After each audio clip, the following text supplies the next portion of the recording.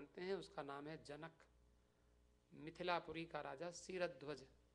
और आजकल काठमांडू नेपाल में सीता जी की जन्मस्थली बताई जाती है।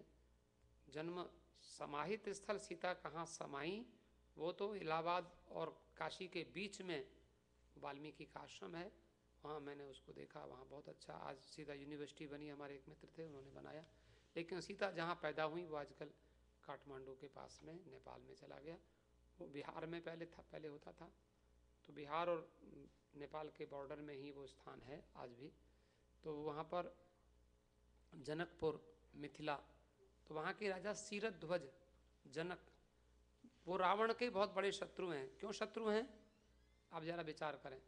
दो चीज़ हैं, एक तो है आपने देखा अहम ब्रह्मास्मि, मैं ब्रह्म हूँ, देखो ये दोनों लोग बोलते हैं। एक तो शरीर का अभिमान रख के कोई व्यक्ति बहुत ताकतवर हो, बहुत पहलवान हो, वो भी कहता है मैं ब्रह्म हूँ, मैं परमात्मा हूँ। हिरण्यकश्यपु जैसा, हिरण्यकशिपु और कंस, रावण, इनको ब्रह्म ज्ञान होता है, इसीलिए ब्रह्म ज्ञान होकर उद्दंड हो जाते हैं, कहते हैं मैं तो आत्मा हूँ, मैं तो ब्रह्म हूँ, तो मैं ब्रह्म हूँ इसलिए। और फिर कहता है मैं ब्रह्म हूँ, ये दूसरे लोग सब वो ब्रह्म नहीं है। लेकिन वेद का वाक्य एक और है, सर्वम खलविदम ब्रह्म, तुम ब्रह्म हो तो सारे संसार के जितने जीव हैं वो तुम्हारे ही साथ हैं, सब ब्रह्म है, सबको ब्रह्म देखना होता है, किसी को छोटा नहीं देखना होता। मैं ही ब्रह्म हूँ और सब मुझसे छोटे हैं, ऐसा थोड़ी होता है। इसको अज्ञान कहते हैं, इग्नोरेंस, और ये अभिमान है। तो ये रावण को था। और जनक जी को कहा जाता है विदेह, शरीर में रहकर भी वो शरीर से अलग रहते हैं, तो विदेह जनक, क्षीरध्वज जनक। तो मंदोदरी को उसकी सखियों ने कहा कि तुम्हारे पति का दुश्मन है ब्रह्मज्ञानी, वो विदेह जनक, क्यों ब्रह्मज्ञानी किसी की परवाह नहीं करता, ब्रह्मज्ञानी मौत से भी नहीं डरता, लेकिन अभिमानी नहीं होता, वो डरता नहीं है किसी से भी, लेकिन अभिमानी नहीं होता है। रावण किसी से नहीं डरता, अभिमानी किसी से नहीं डरता, लेकिन उसको अभिमान होता है। लेकिन ब्रह्मज्ञानी किसी से नहीं डरता, क्योंकि उसको ज्ञान होता है, आत्मा को कोई मार नहीं सकता, कोई जला नहीं सकता। ब्रह्मज्ञानी कोई अपराध नहीं करता, किसी को हर्ट नहीं करता। लेकिन ब्रह्मज्ञानी का दुश्मन होता है अभिमानी, अभिमानी का दुश्मन होता है ब्रह्मज्ञानी, ब्रह्मज्ञानी का तो कोई दुश्मन होता नहीं। तो जनक के दुश्मन रावण नहीं थे, लेकिन रावण का दुश्मन जनक था। ब्रह्मदर्शी वो तो रावण कहता है इधर आओ, बोले हम तो नहीं आते, बोले हम तुम्हें ये करेंगे, बोले करो जो करना हो। लेकिन ब्रह्मज्ञानी को कोई मार नहीं सकता, उसकी इतनी शक्ति थी जनक की कि जनक के सामने वो डरता था। तो उसको कहा जनक तुम्हारा जो पति है सबके ऊपर शासन चलाता है, लेकिन जनक के ऊपर नहीं चला पाता। तो जनक, ये जो तुमने पाप किया है, इस पाप को, तुम्हारे पति से जो कुछ भी हुआ है, ये ऋषियों का रक्त है, इसको जनक की राजधानी में दबाना चाहिए। तो उसको मंदोदरी ने अपनी सुरक्षा में उसको जनक के खेत में गड़वाया। और फिर वहाँ पर बताया जाता है कि जब वहाँ उसको गाड़ दिया गया, ऋषियों का रक्त था, तो जनक के ऊपर भी कोई ऐसी चीज़ हो, कोई चोरी का माल हमारे घर में ला के रख जाए तो हमको भी तो पाप होता है। तो ऐसा हुआ, जनक के क्षीरध्वज की मिथिला नगरी में अकाल पड़ गया, पानी बरसना बंद हो गया। फिर ऋषियों ने कहा कि तुम स्वयं कुछ करो, पानी तब बरसेगा। राजा बैठा रहे और दूसरे लोग कुछ करें तो तब तक यथा राजा तथा प्रजा। तब उन्होंने कहा कि तुमको तपस्या करनी चाहिए। तो क्या करना होगा, बोले तुम हल चलाओ। सोने का हल बनाया और सोने का हल बनाकर उसको राजा रानी ने चलाया, मैनावती और सीता जी की माता जी और जनक जी दोनों ने सोने का हल चलाया। तो हल के जो आगे का जो भाग होता है उसको सीता बोलते हैं। आज भी गांव में कभी जाइए, सीता नाम है उसका। हल के जो फाल बोलते हैं, हल का जो लोहे का होता है पार्ट, उसको वो सोने का होगा, उस समय कुछ सोना भी लगाया होगा, ऐसा हमने पढ़ा है कहानी। तो सीता उसी का नाम है। तो सीता के जाकर उससे निकली, बोले सीता, तो देखा उसका सीता, सबसे पहले जो नाम उस सीता मुँह से निकला वो देखा तो सुंदर कन्या थी। तो जनक ने तो कहा ये सीता, बोले सीता कहाँ लग गई ये देखो जरा सा। वो देखा तो बोले ये सीता है, तो उसका नाम ही सीता हो गया। तो वही जो जनक के यहाँ ऋषियों का जो रक्त गाढ़ा गया था, अब आप सच में कहना चाहिए तो ये मंदोदरी का गर्व था। भ्रूण था, मंदोदरी का गर्भ। तो हम अगर ये कह दें कि सीता मंदोदरी की लड़की थी तो लोगों को अचंभा लगता है, ये कैसे हो सकता है। लेकिन ये कथा हमने बड़ी प्रामाणिक कथा, भुसुंडी रामायण आप पढ़िए, आनंद रामायण आप पढ़िए, तो संस्कृत में रामचरितमानस, तुलसीदास जी झंझट में नहीं पढ़ते कि लोग कहेंगे कि ऐसा कैसे हो सकता है।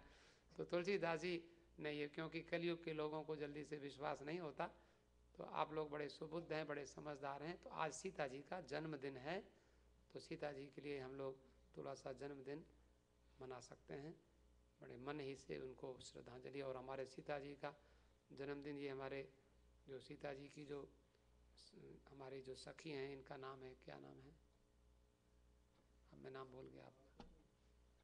हाँ हाँ, अंबालिका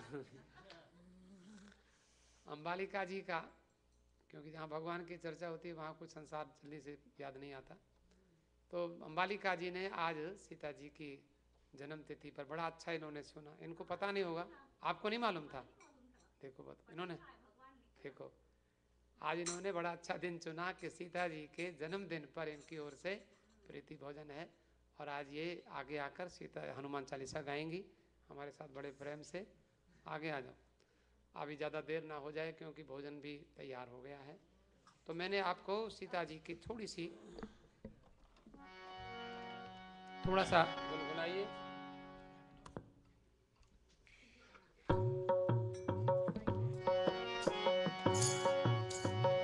मेरे तो आधार सीता माता के चरणार विंद, मेरे तो आधार सीता माता के चरणार विंद, मेरे तो आधार, गाइए,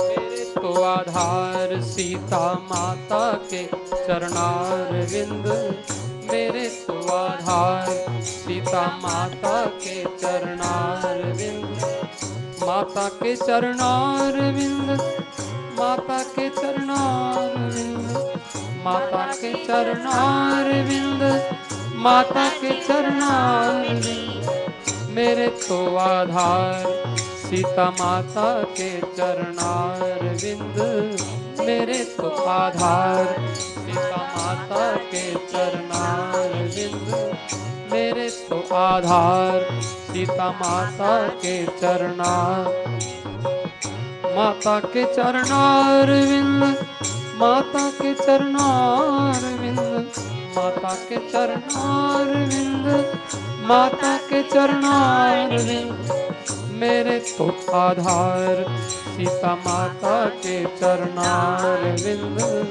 मेरे तो आधार सीता माता के।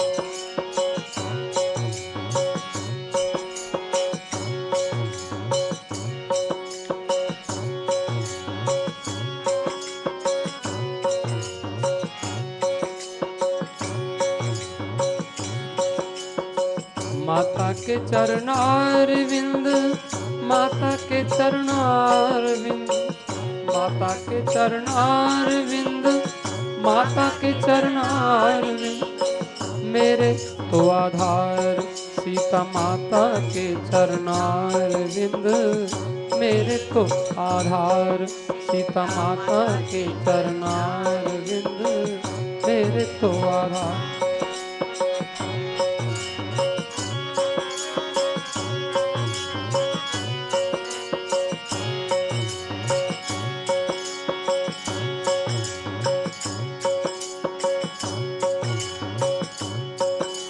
सीता जी ने हनुमान जी को, हम लोग कई बार कहते हैं हनुमान चालीसा, हनुमान जी की पूजा औरतों को नहीं करनी चाहिए, लेकिन सच्चाई क्या है, रामायण में पढ़िए, सीता माता ने हनुमान जी को वरदान दिया। क्या वरदान?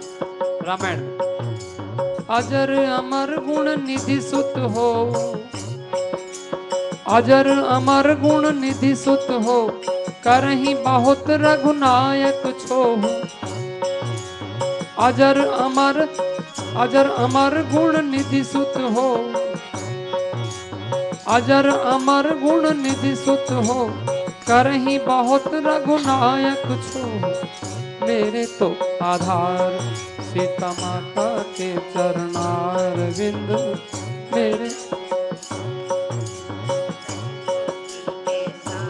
हनुमान जी ने अजर अमर गुण निधि, सीता जी कहती है सुत अजर अमर गुण निधि सुत हो, और करहि बहुत रघुनायक छोहु। तुम अजर हो जाओ। हनुमान जी को कहा, सीता जी ने आशीर्वाद दिया। देखो आज उनका जन्मदिन है, हम उनसे आशीर्वाद मांगे। सीता जी के आशीर्वाद से पहली चीज क्या मिल सकती है? हम बूढ़े नहीं हो सकते। देखो हनुमान जी बूढ़े नहीं हुए। और दूसरी चीज, अजर अमर, तुम मरोगे नहीं कभी। आज सीता जी हमको भी, क्योंकि सीता जी के पास ये चीजें हैं, हनुमान जी को दी ना, अजर अमर गुण निधि। हनुमान जी में कितने गुण हैं, ये तो रामायण में पढ़िए, सुंदरकांड में पढ़िए, कितने गुण हैं। गुण निधि, गुणों का सागर तुम बन जाओ, तुम अजर हो जाओ, तुम अमर हो जाओ। और बाद में क्या कहा सीता जी ने? हनुमान जी को अपना बेटा बनाया। सुत माने बेटा। हे बेटा, तुम अजर हो जाओ, तुम अमर हो जाओ, तुम गुण निधि हो जाओ। रामायण में लिखा है, अजर अमर गुण निधि सुत हो। और एक और आशीर्वाद दिया, बढ़िया, चौथा आशीर्वाद, करहि बहुत रघुनायक छोहु। छोह माने प्रेम। तुमसे रघुनायक, रघुनाथ जी भगवान श्री राम बहुत प्रेम करें। अब इतना से, इससे ज्यादा क्या प्रेम होगा कि राम जी का कहीं मंदिर हो तो राम जी के मंदिर में 4 आदमी मिलेंगे, और हनुमान जी का कहीं हो तो हनुमान जी के मंदिर में 4000 मिलेंगे। देखो कहीं देख लो, अयोध्या में राम जी के मंदिर में 4 आदमी जाएंगे तो हनुमान जी के मंदिर में 4000 जाएंगे। इतना हनुमान जी, राम जी कहते नहीं, वो हमारे उन्हीं के पास जाओ, राम जी की कृपा है। तुलसीदास जी, ताके युग पद कमल मनाओ, जग जननी जानकी अतिशय प्रिय करुणा निधान की। सीता जी को कहा, और ताके युग पद कमल मनाओ, जासु कृपा निर्मल मति पाऊं। सीता जी का जन्म है आज। हम तुलसीदास जी ने सीता जी से क्या लिया? तुलसीदास जी रामायण बालकांड में मंगलाचरण में कहते हैं, मैं सीता जी के युगपद कमल मनाऊं। दोनों जो चरण है ना सीता जी के, उनको मैं मनाता हूं, वो मेरे से प्रसन्न हो जाएं उनके, क्योंकि चरण में, देखो बड़े लोगों के चरणों में कुछ होता है, इसीलिए हम बड़े लोगों के चरण छूते हैं। और चरण का मतलब होता है आचरण, उनका करैक्टर। चरणों से चलते हैं ना, और जीवन में जैसे हम चलते हैं, जैसे व्यवहार करते हैं। ताके युग पद कमल मनाओ, जासु कृपा निर्मल मति पाऊं। जिसकी कृपा से मुझे निर्मल मति मिल जाए। तो तुलसीदास जी, निर्मल मति कितनी बढ़िया, तुलसीदास जी को मति इतनी बढ़िया निर्मल मिली। लेकिन बाद में रामायण के अंत में तुलसीदास जी लिखते हैं, मति बंद तुलसीदास हूँ, पायो परम विश्राम, राम समान प्रभु नाही कहूं। हैं तो निर्मल मति वाले, लेकिन अपने को मति मंद कहते। मुझे तो कुछ आता ही नहीं है, मेरी बुद्धि तो मंद है, कमजोर है। तो जिनकी मति निर्मल होती है, वो अपने को ये नहीं कहते कि हमको बहुत आता है। कहीं ऐसी पहचान कब होती है, हमें बोलने को दो, हम बोलेंगे, लेकिन जो निर्मल मति होते हैं बोले हमें तो कुछ आता नहीं, इन्हीं को बोलना आता है। जहाँ ज्यादा लोग बोलने वाले हों वहां चुप रहना ठीक होता है। उसमें आप उदाहरण देते हैं हमारे महात्मा लोग, ऋतु बसंत के आब